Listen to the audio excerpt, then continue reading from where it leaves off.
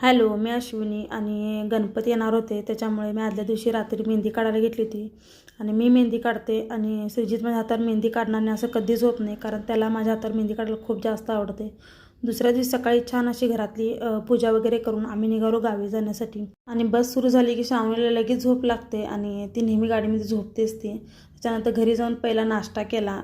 त्याच्यानंतर मी मोदकाच्या तयारीला लागले. नैवेद्य वगैरे तयार करून घेतला आणि स्वयंपाकाची थोडीफार तयारी जाऊबाई करत होत्या.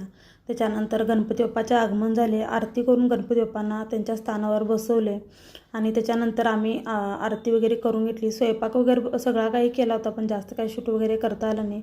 त्याच्यानंतर मी छान असे तयार झाले होते आणि गणपती बाप्पाचा आशीर्वाद वगैरे सगळं घेतला. नंतर आम्ही काही फोटो वगैरे काढून घेतले. जेवण वगैरे सगळं झालं आमचं आणि दुपारी थोडासा वेळ होता, त्याच्यामुळे जावच्या मुलगीने मस्त असं सागरवेणी घातली होती. आणि मी ना जास्त हेअरस्टाईल वगैरे कधी करत नाही, पण मूड यायला पाहिजे मला तेव्हाच मी असं काय तर करते.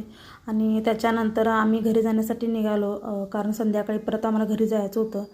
आम्ही घरी न जाता एका सेलमध्ये गेलो, कारण तिथं खूप दिवसाला हा सेल लागला होता आणि मला जायचं होतं की काय मिळते का बघण्यासाठी.